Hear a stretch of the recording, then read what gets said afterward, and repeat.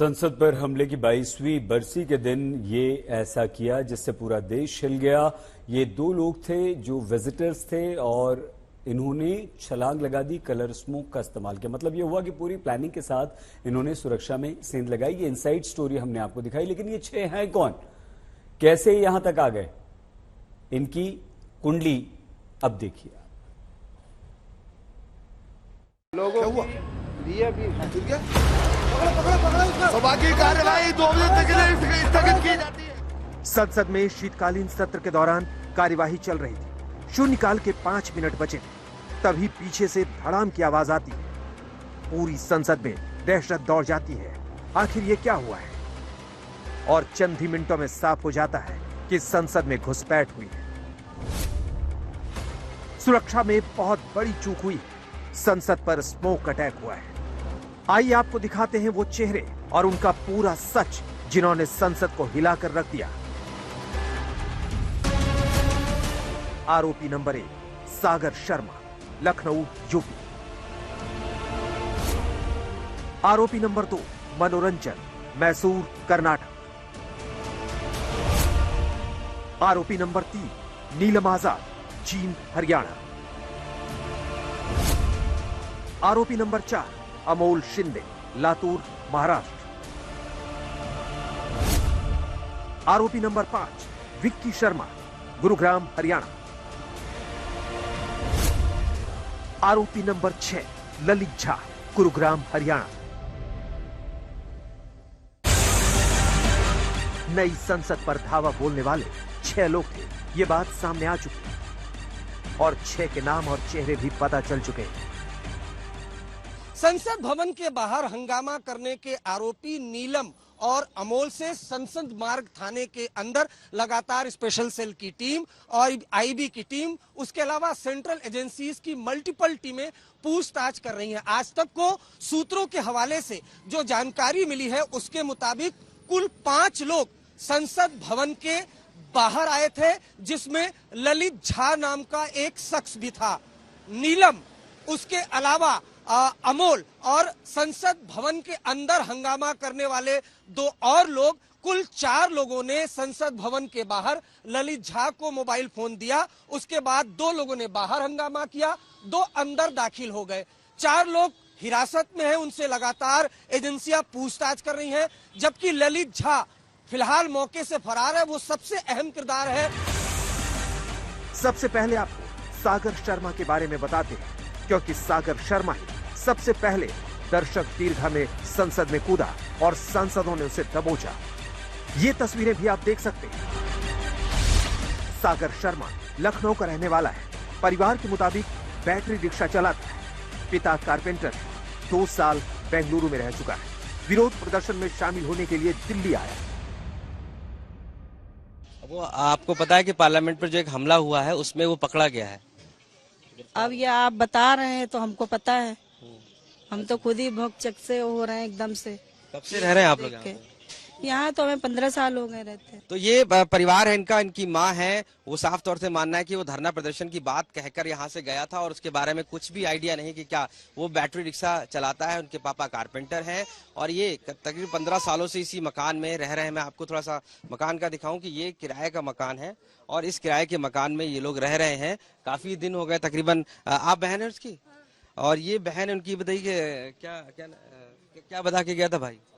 मुझे तो कुछ नहीं पता, यही बोला था कि दिल्ली गया जा रहा है। वो मुझे नहीं पता है। हम घर में काम करते, बाकी स्कूल जाते, कोचिंग जाते, मुझे नहीं पता है। वो बैटरी रिक्शा यहीं चलाता है? हाँ, वो यहीं चलाता है बैटरी रिक्शा। अभी परसों नरसों तो गया है। परसों नरसों? हाँ। क्या बता के गया? दिल्ली जा रहा था? हाँ, वो धरना प्रदर्शन के लिए। और ये है मनोरंजन, संसद में घुसपैठ करने और स्मोक अटैक करने वाला दूसरा आरोपी। सागर शर्मा के बाद मनोरंजन ने दर्शक दीर्घा से छलांग लगाई, लेकिन उसे वहीं दबोच लिया गया। मनोरंजन पेशे से इंजीनियर है। कर्नाटक के मैसूर का रहने वाला है।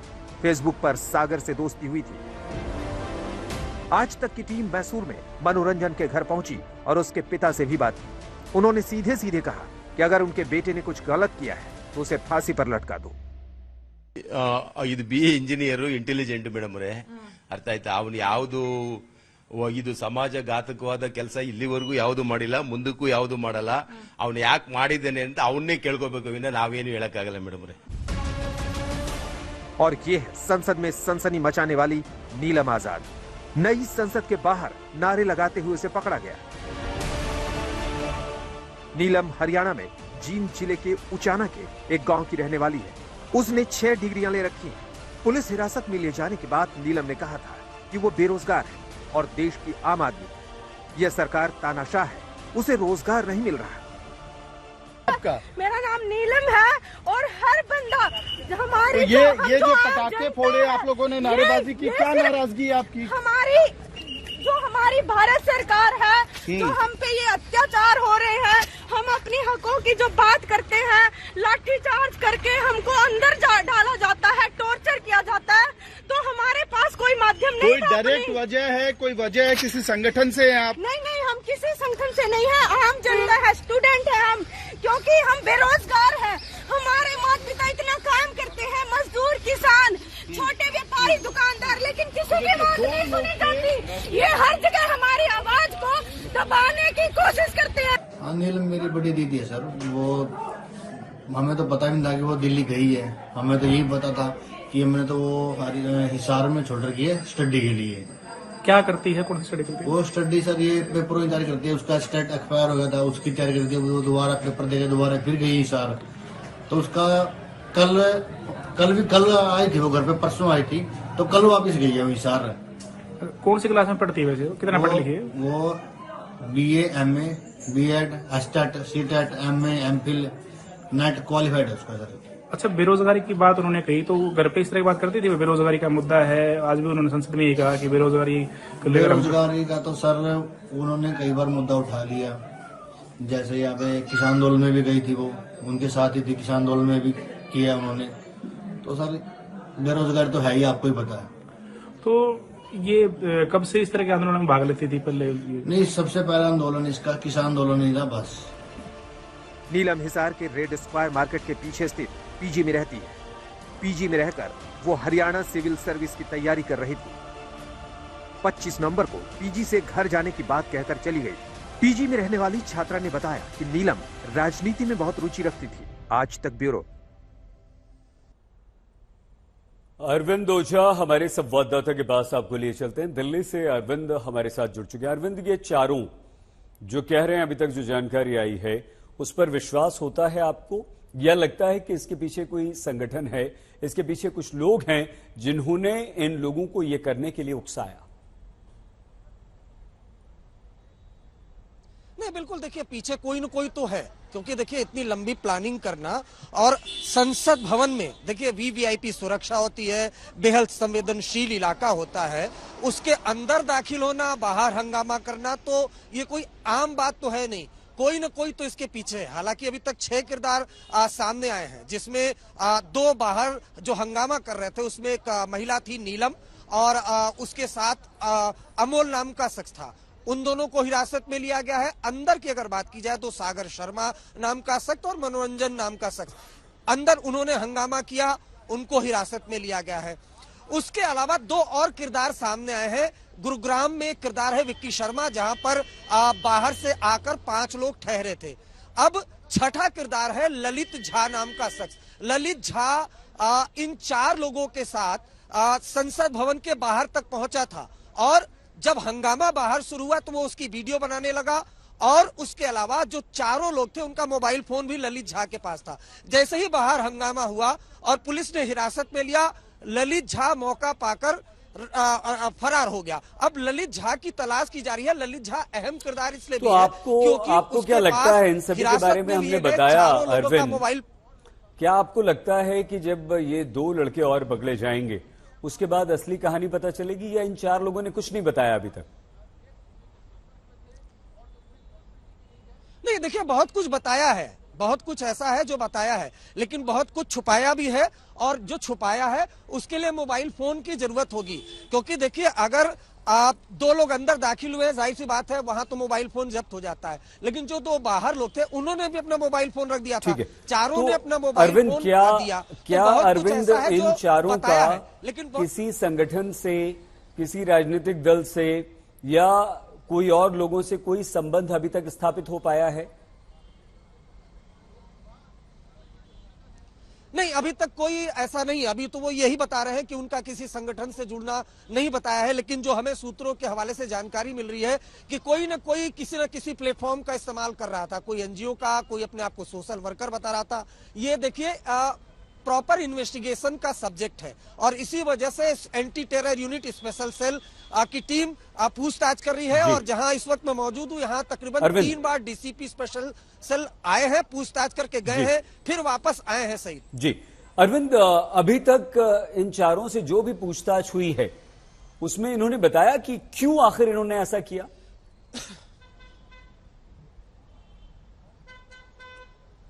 देखिए सईद, अभी तक जो जानकारी है सूत्रों के हवाले से कि वो कभी बेरोजगारी के नाम ले रहे हैं, कभी किसी और चीज का नाम ले रहे हैं, सरकार से नाराजगी की बात कर रहे हैं, लेकिन एजेंसियों को इस बात पर भरोसा नहीं है।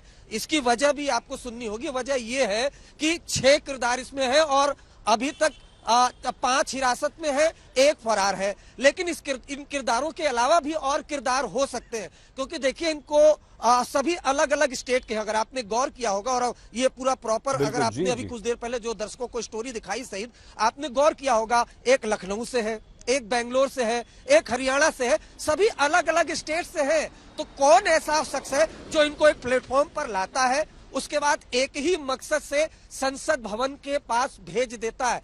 जाहिर सी बात है, इस पर सवाल तो खड़े ही होते हैं कि हर कोई, भाई अगर कोई दिल्ली का ही शख्स हो, 6 दिल्ली के शख्स होते तब कोई एक नॉर्मल बात होती, लेकिन 6 किरदार हैं और सभी 6 अलग अलग स्टेट से आते हैं। तो ये हुआ अरविंद, सवाल यही है और एजेंसी यही जानना चाहती है। बिल्कुल आप ठीक कह रहे हैं। इसका मतलब तो ये हुआ अरविंद की एक बहुत सोची समझी प्लानिंग, रणनीति और कहीं ना कहीं एक बहुत बड़ी साजिश है, जिसमें सिर्फ 6 ही नहीं, हो सकता है 60 हो सकता है कोई बड़ा संगठन हो।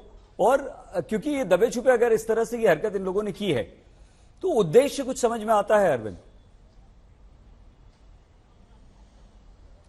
नहीं, अभी तक तो देखिए, अभी कह नहीं सकते।